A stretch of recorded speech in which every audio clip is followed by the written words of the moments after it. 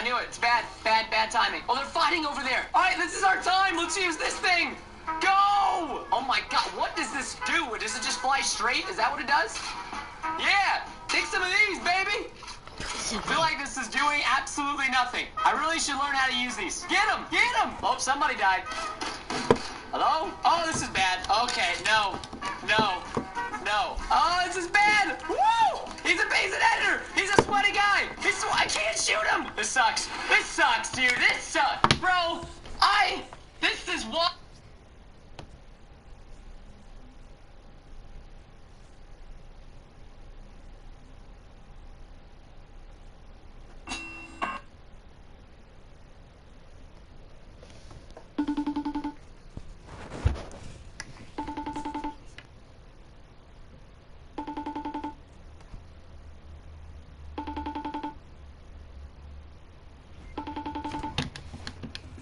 Hey guys!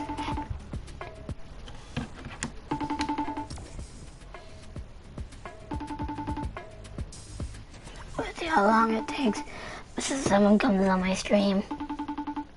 I can't play Battle Royale anymore. Some men would say this isn't even my final form, but it actually is. Like, this is our final form. Behold, Roblox graphics in Fortnite, ladies and gentlemen.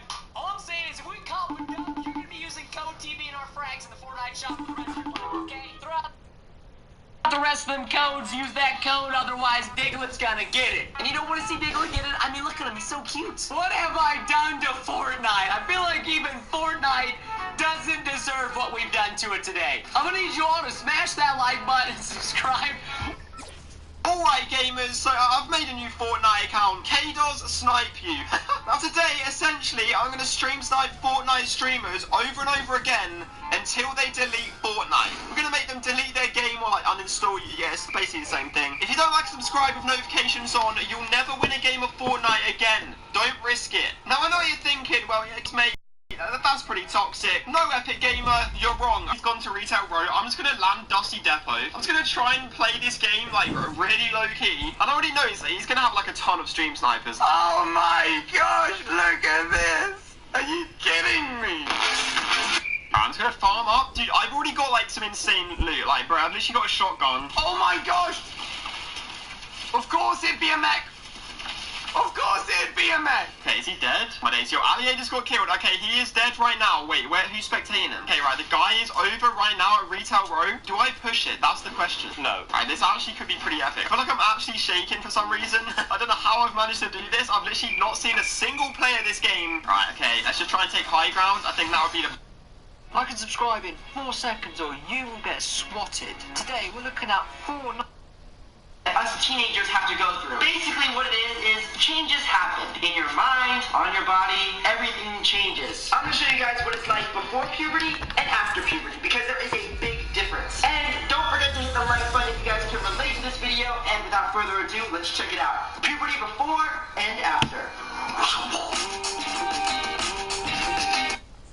Guys, I would like to welcome you back to another Minecraft video, and in today's video, I'm going to be showing you guys probably one of the craziest Minecraft houses, like, ever.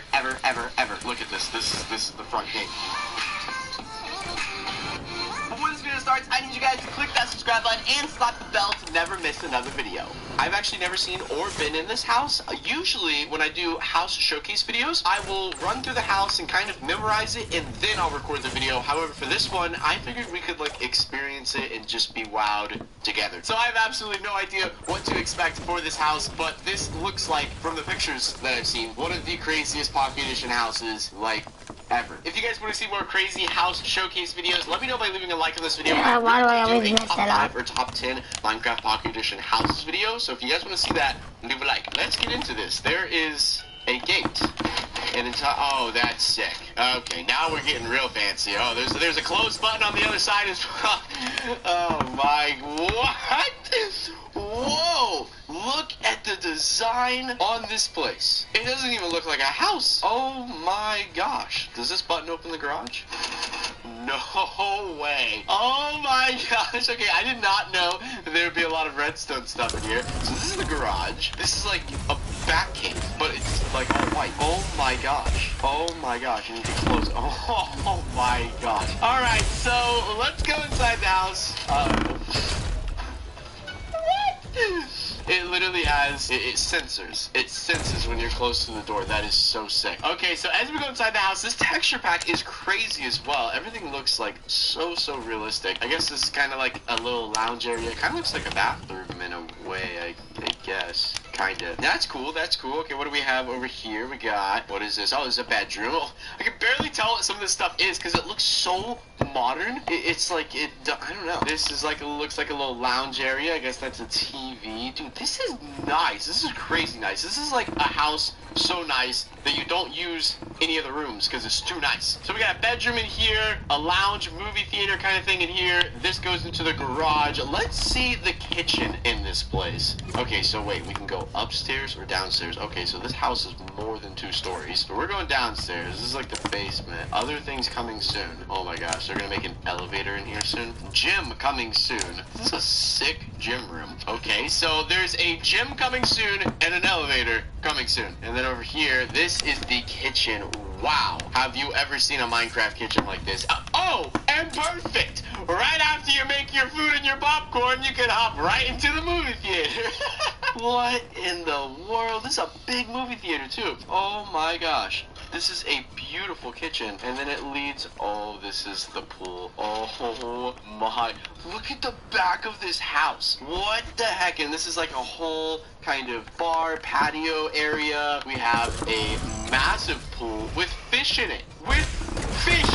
You can literally swim with fish. You know, personally, I always thought of that. I was like, what if you had a pool and you turned it into a fish tank and you just swam with the fish instead of swimming in just an empty pool? I always thought of that. Like, how hard would it be to actually do it and maintain it? Like, in real life, obviously, not Minecraft. I mean, Minecraft is pretty easy. You just throw the fish in there. But, like, could you actually do that in real life? That would be insane. This is probably the biggest birch tree I've ever seen in my life. And, of course, we have bunnies as well. Let's see, what is over here? We have an entire patio area with a fireplace. This is so nice. And we literally have an entire jungle too. Oh my gosh. And I guess this leads around to the front. Yeah, the front of the house. Okay, so this house is big. It's not like the biggest house I've seen, but it's big. And oh my gosh, the design on it is like just incredible. I don't even know what to say. It seriously blows my mind the way this house is built. Okay, so that's the kitchen. I guess let's head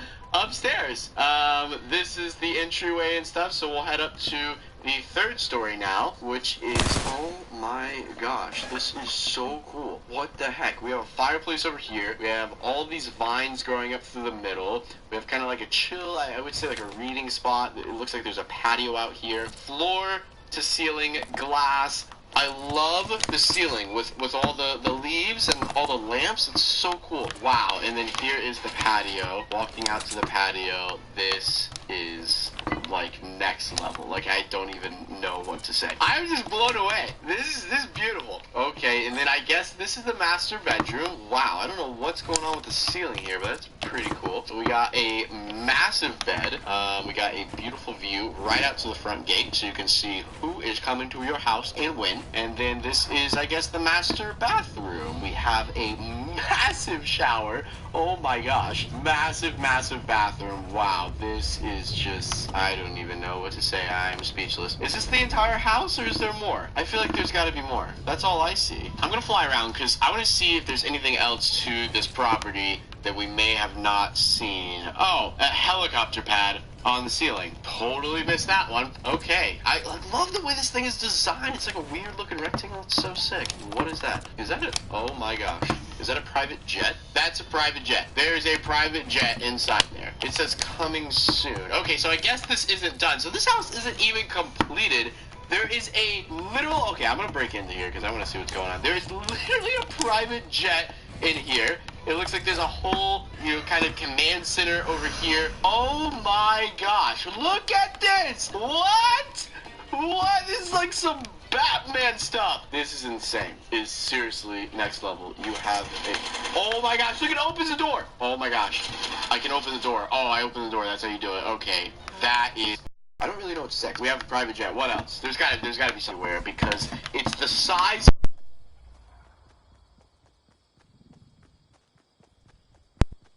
jet is born, you just come on my yacht. This place, oh my gosh, this thing is beautiful. Oh my gosh, look, and we even got bunnies on the yacht. Oh my gosh, this is so sick. There's a whole table here. I guess this is the kind of where you control it. That's not really needed because you ain't gonna go anywhere. We can go up here. There is... Oh my gosh, there's like a lounge area up here. There's a lounge area back here. This is insane. How does it get any crazier than this? Seriously. What is in the front here? We have another lounge area. We got, oh my gosh, there's even more. It goes downstairs. What is this? Oh my gosh. This thing, oh, there's rooms. There's rooms. There's multiple rooms. I guess this is the engine. Alright, I won't mess with that. There is multiple rooms. This is just next level stuff, guys. This has to be not, I wouldn't say the craziest Minecraft house or property that I've ever seen. In terms of luxury, of being luxurious, this definitely tops it all. I do not know how a house can get more, like, elegant and designed better than this. I mean, just look at the front of this house. Like, what? Let's do a little scroll around. Like, look at all the detail that's just in the building. I mean, the back... Scroll around. Like, look at all the detail that's just in the building. I mean, the back... Scroll around. Like, look at all the detail that's just in the building. I mean, the back... Scroll around. Like, look at all the detail that's just in the building. I mean, the back... Scroll around. Like, look at Who are you?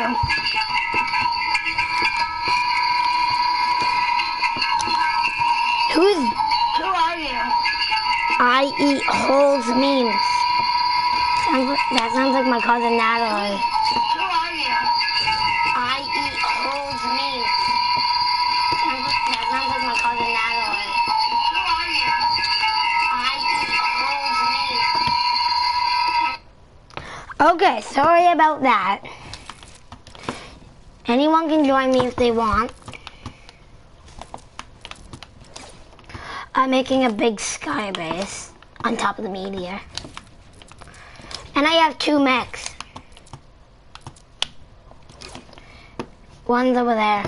I'm gonna go get that once I'm finished my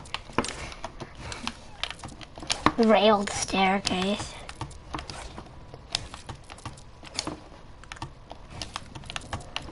You know what?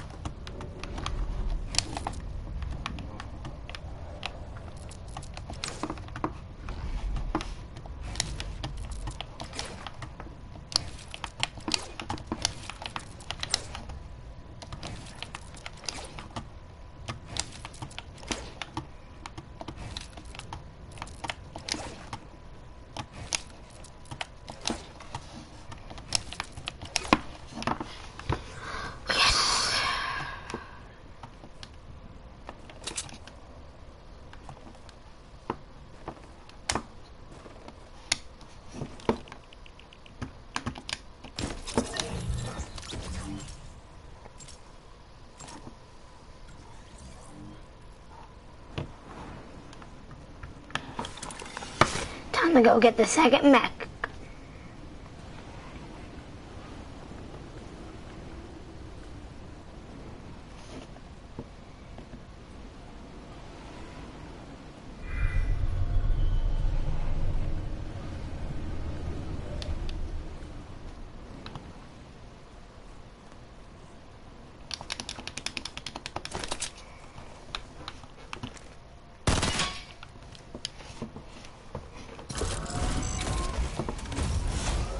Oh my god, guys.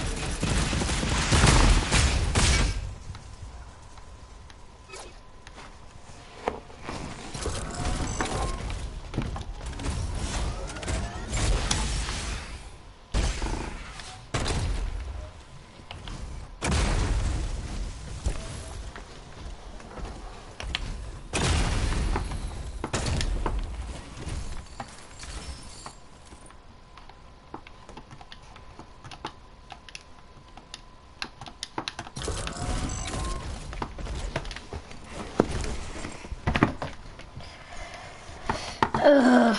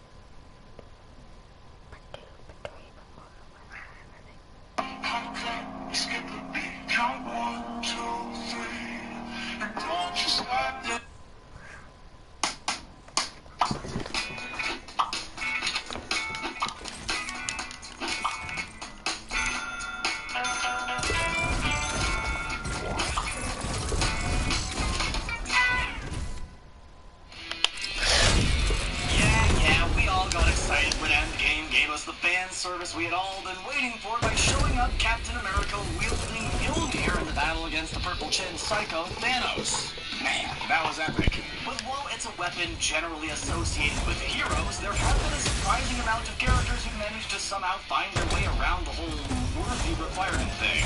To be fair, the Allfather's criteria was incredibly vague. We're not going to say that Odin's the worst villain in Marvel Comics, but he's definitely at least one of the top 5 in the MCU. He's also right up there with Thanos and Ego in the worst fathers category. Since he's the father of Thor and the one who commissioned Mjolnir in the first place, it's not a total surprise that he also has the ability to wield it both in the comic books and in the Marvel Cinematic Universe. He's also the one responsible for putting the worthiness requirement on it in the first place, and clearly he considers himself worthy of using it. But eventually, Odin actually loses the ability to wield Mjolnir, much to his considerable anger. When Thor loses the ability to wield his hammer, Odin does too, and he doesn't take it very well. It seems like the hammer has taken on a life of its own outside of Odin's control, and we have to say we approve. During Avengers Infinity War, Thor explained to Peter Quill that the average person is simply incapable of wielding any Uru weapon, let alone the legendary Mjolnir. But we're guessing it's a lot easier to swing around something made of magical star metal if your superpower has to do with magnetism. It's just a hunch, really. In the Ultimates 3, Thor's hammer fell into the wrong hands, those of the villainous mutant Magneto.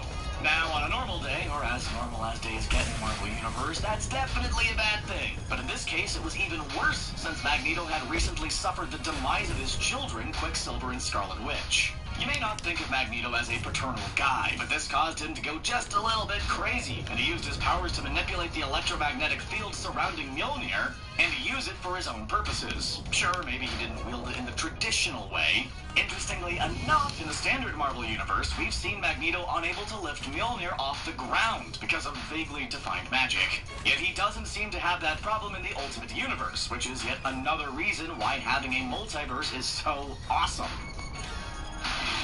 Journey into Mystery number 112 set out to answer an age-old question. Who would win in a fight between Thor and the Incredible Hulk? And let's keep in mind that this issue came out all the way back in 1965, long before the movie Thor Ragnarok tried to give us the answer to that question. Seriously, what do we love so much about seeing our favorite heroes beat the snot out of one another? Anyway, in this issue, Odin removes the enchantment from Mjolnir, and Hulk proves he's able to lift it up just fine. But of course, even though he's a fan of smashing, Hulk is a good guy. Usually. That is, unless he's being mind-controlled by the Mad Titan Thanos, in which case it's safe to consider him a villain for all intents and purposes. This nightmare scenario happened in Avengers Assemble number 4, where Hulk discovered a handy loophole around the worthiness requirement by grabbing it while Thor was still holding it, and pummeling the God of Thunder into submission.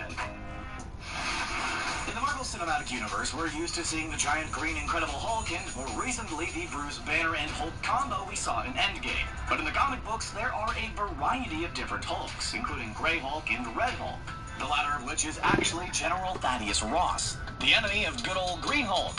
In Hulk number 5, we see Red Hulk face off against the God of Thunder and use his own weapon against him. We've seen Mjolnir ripping through the air before, and in this case, Red Hulk used that momentum to his advantage. He hitched a ride with Thor and the hammer into space. Then he used the weightlessness of said space to bash Thor with his own hammer. Seriously, that's gotta hurt his ego as well as his body. We don't pretend to entirely understand the logic behind Odin's decisions, but it seems like the enchantment he put on Mjolnir would have made it impossible for Loki to ever wield it. That makes sense considering Loki's easily Odin's second least favorite child. The only time we got to see him wield Mjolnir in the MCU was in a deleted scene from Thor: The Dark World that didn't make it into the canon.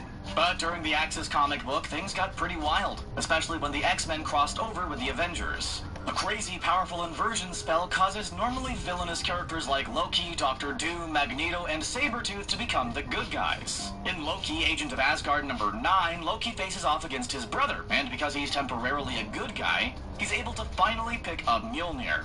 Take that, All-Father! Of course, there's no shortage of gloating from Loki, who eventually changes back to his villainous self when the spell is lifted.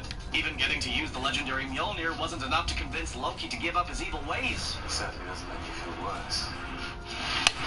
Aurora Monroe, better known as Storm, is one of the most beloved and most powerful X-Men around, but that doesn't mean she can't be fooled. In 1985's Uncanny X-Men Annual, a group of mutants travel to Asgard, a place where they're definitely out of their element, especially Storm, who had recently lost her powers. Loki uses a trifecta of magic, lies, and Storm's own desire for power to convince her that maybe she should take over for Thor.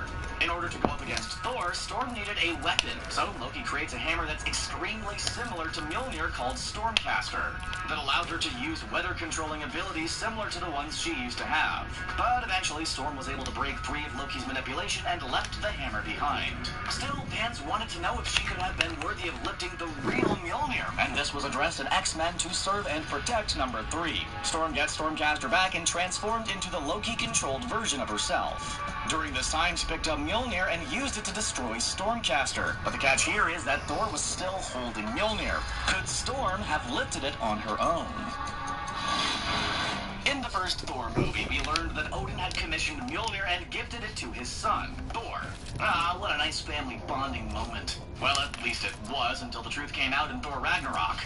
Then we learned that in addition to all of the terrible things Odin's done, he's also guilty of the crime of regifting. You see, Mjolnir didn't just pass from Odin to Thor. It made a pit stop in the hands of Odin's eldest child, Hela. See what we mean about him being the worst? Of course, when Hela was eventually set free, one of the first things she did was crush Mjolnir with only one of her bare hands.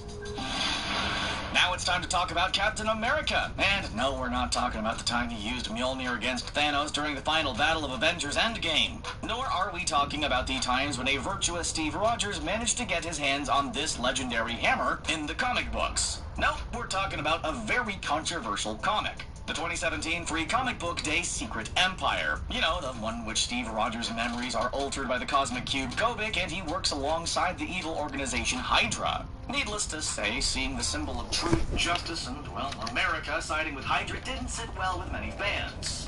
But it did inspire the great Hail Hydra line in Endgame. During this issue, Steve Rogers is definitely acting as a villain when Hydra takes over the United States. As if this wasn't shocking enough, we also saw evil Steve lift up Mjolnir, despite the fact that he was definitely less than worthy at the time.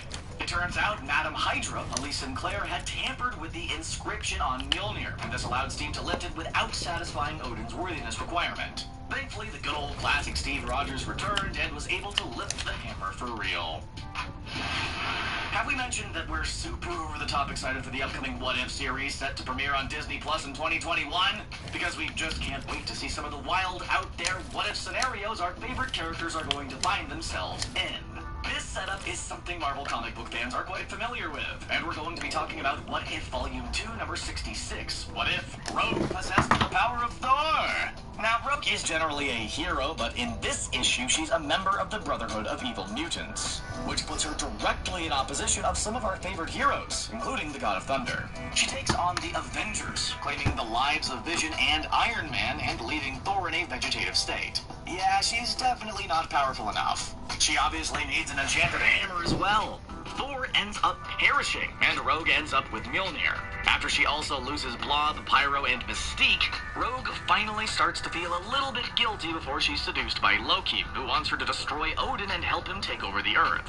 Thankfully, Rogue gets a stern talking to from the spirit of Thor and realizes that using Mjolnir is a big responsibility, and she needs to step up and help save the day.